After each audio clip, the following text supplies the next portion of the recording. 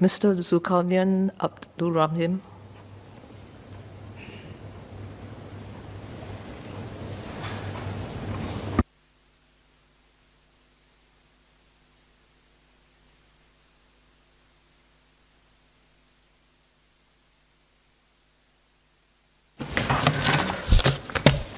Madam Deputy Speaker, I rise in support of the spirit of this motion and the proposed amendments by Honourable Member from Sembawang GRC, Mr. Zhulkarnain.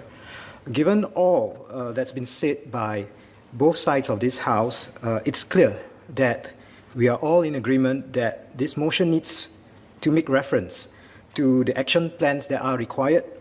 I think beyond an affirmation, there needs to be an acknowledgement of past contributions.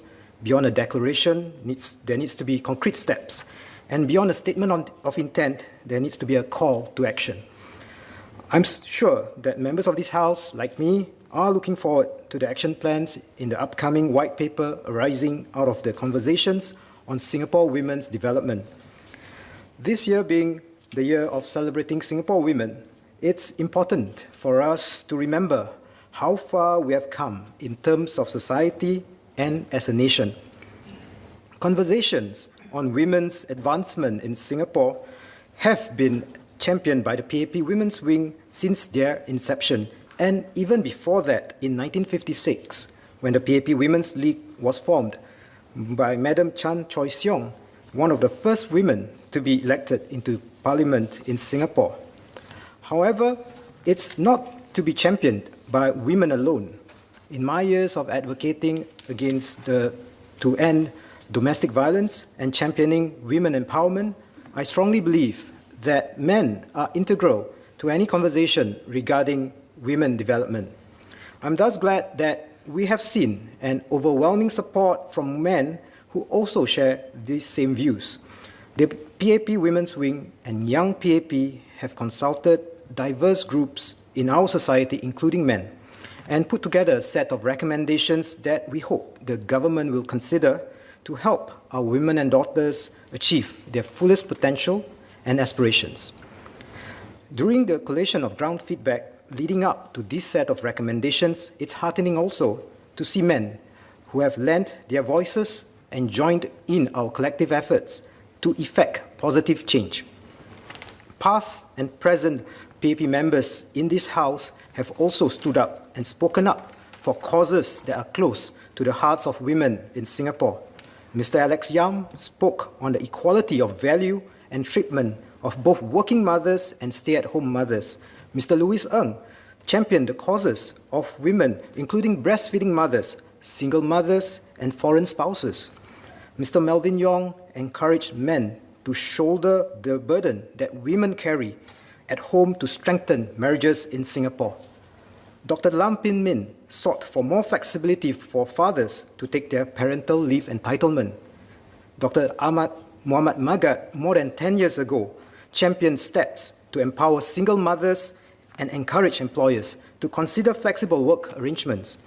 There are many others from past and present parliament in our nation's history who have done so as well. These are not just a few good men. They represent the goodness in men, and there are many more out there. They have not only championed the cause, but they have also taken actionable steps with the government to help shape policies and laws that benefit the women and daughters of our nation. But laws and policies are not the be-all and end-all. We have to shape mindsets and shift attitudes. Recently, we've seen various cases involving the objectification of women and misogynistic views being spread online. We need to address this. Patriarchal and stereotype mindsets alienate and demean the potential of our daughters, wives, and women in our lives. In Malay, please, Madam. Semasa pandemik ini, kita melihat lebih banyak pertikaian dalam keluarga yang boleh menyebabkan peningkatan kes keganasan rumah tangga. Pembelajaran dan bekerja dari rumah telah menjadi kebiasaan hari ini. Peningkatan interaksi di dalam rumah dan keterbatasan ruang fizikal boleh mencetus lebih banyak salah faham dan perselisihan rumah tangga. Ini mungkin disebabkan oleh persepsi pasangan yang berbeza dari segi penjagaan anak dan peranan pasangan di dalam rumah. Persepsi ini mungkin berpunca dari pemikiran patriarki atau prasangka tentang peranan isteri, ibu atau anak perempuan di rumah. Satu cadangan dalam kertas kerja sayap wanita PAP adalah untuk memastikan pembagian tanggungjawab menjaga anak-anak yang sama rata. Ini melalui perkongsian cuti ibu bapa. Bapa kini ingin lebih melibatkan diri dalam pengasuhan dan kehidupan anak-anak mereka. Situasi pandemik dan bekerja dari rumah telah membuka mata masyarakat kita. Bagaimana kita boleh menyeimbangkan komitmen penjagaan anak-anak dengan pekerjaan kita. Kita juga memerlukan kerjasama pihak majikan bagi menggalakkan kaum lelaki untuk menggunakan cuti ibu bapa mereka dan membantu dalam pengasuhan anak-anak di rumah. Membolehkan fleksibiliti dalam berkongsi cuti ibu bapa akan membantu keluarga-keluarga yang mempunyai keperluan mereka tersendiri dalam menghadapi cabaran yang amat berbeza. Ini kerana bukan semua yang dapat bekerja dari rumah. Dengan penglibatan kaum bapa yang lebih mendalam, ia berpotensi mengubah pemikiran anak-anak kita dan sekaligus masa depan masyarakat kita. Semua ini berlatar belakangkan lanskap masyarakat dan negara kita yang lebih mesra keluarga. Ini tidak boleh dikecapi tanpa perancangan berterusan dan dasar-dasar pemerintah selama ini yang bertindak untuk kemajuan semua termasuk kaum wanita dan anak-anak perempuan kita. Di sini saya juga ingin memuji usaha kaum Adam dalam masyarakat Melayu Islam kita yang telah bekerjasama bersama-sama untuk memperkukuhkan lagi institusi keluarga kita dan mencerminkan sifat dan sikap positif dalam peranan bapa seperti pergerakan bapa sepanjang hayat yang telah menubuhkan sekolah untuk bapa. Ia memberi peluang dan ruang untuk memperkasa kaum bapa dan mempelajari amalan terbaik bagi melaksanakan tanggungjawab mereka. Satu lagi inisiatif adalah program M Kuasa 3 Bersamamu yang diterajui oleh Naib Kadi kita. Ia memberi sokongan yang padu kepada pasangan dalam kehidupan mereka bersama. Pengiktirafan masyarakat juga boleh memberi inspirasi seperti anugerah bapa teladan yang dianjurkan Persatuan AIN. Ianya menonjolkan contoh-contoh bapa masyarakat kita yang bertanggungjawab dan mempunyai nilai dan sikap yang positif. Tokoh-tokoh masyarakat kita seperti Ustaz Muhammad Irwan Hadi dan Encik Sujimi Muhammad juga sering melibatkan diri dalam wadah-wadah talian dan seminar bagi memberi pesanan dan contoh kekeluargaan untuk masyarakat kita. Usaha-usaha ini menunjukkan peranan penting kaum Adam dalam mencerminkan sikap positif dalam pengasuhan anak-anak kita dan tingginya martabat wanita dalam masyarakat dan agama kita. Janganlah kita memperlekehkan atau memperkecilkan usaha-usaha murni ini. Masyarakat kita terutamanya kaum Adam bukan sahaja rakan kongsi utama bagi kaum wanita, tetapi juga penyokong dan pendamping yang mempertahankan hak wanita di negara kita.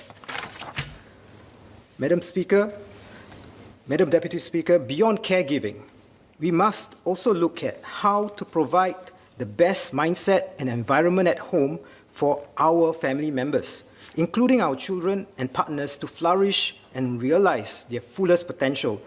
Our children look at us and model our behaviors and learn from our thinking and words. To me, patriarchal mindset and stereotypes are learnt, not inherited. I recall watching an advertisement that sets out a social experiment. Groups of girls of varying age were placed in front of a camera and asked the same set of questions. Show me how you run like a girl, how you throw like a girl, how you fight like a girl. In the older age girls, they seem to show a weakened state, like running slowly, throwing gently, or fighting softly, if there is such a term. But in the younger girls, there was not any difference between what they demonstrated and what the other boys demonstrated. They ran just as fast, threw just as far, and fought just as hard, if not faster, further, or even better. How did this phrase, like a girl, become a derogatory term? Our children should not believe this. Our boys cannot think of themselves to be superior. Our girls should not feel inferior because of who they are. We can dispel this notion and support our children in our homes. We must take action. As fathers, how we treat, speak, and respect women in our lives would be how our daughters would expect to be treated, and what is expected of our son as the measure of a man.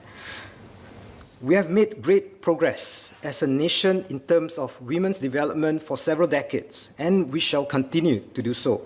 We have to act and build upon the good work and past contributions of the government, community, and social activists. I'm happy that the mover of this motion and all members who have spoken join in these collective efforts, and I welcome more to come forward to do so. I also look forward to the action plan and consolidated views in the white paper to be presented.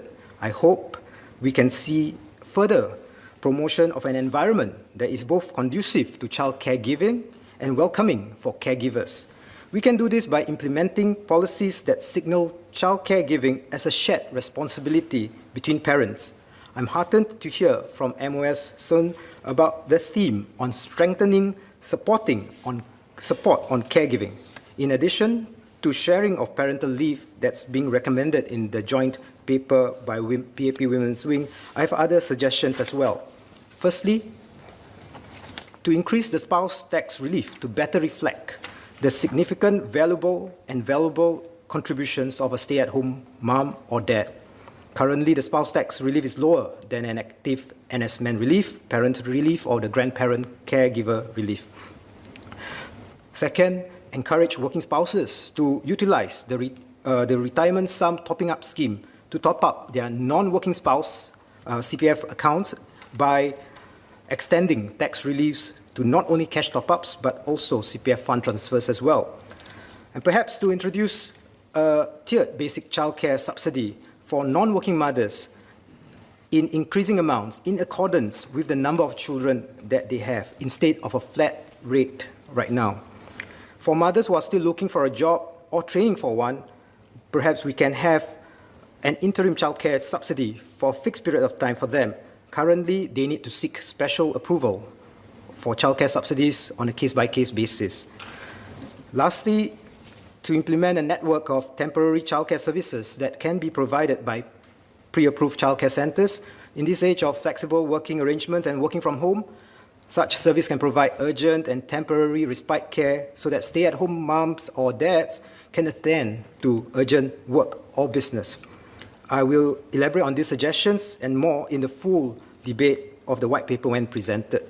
In conclusion, Madam Deputy Speaker, I hope we can come up with concrete ideas and approaches, and it takes all of us in this House, men, women, fathers, mothers, brothers, sisters, and sons, daughters, to stand up for women's development as a society and speak up against misogynistic and patriarchal mindset and stereotypes in order for us to progress as a family unit, as a nation. And quoting from social activist Desmond Tutu, it's by standing up for the rights of girls and women that we truly measure up as men. Thank you.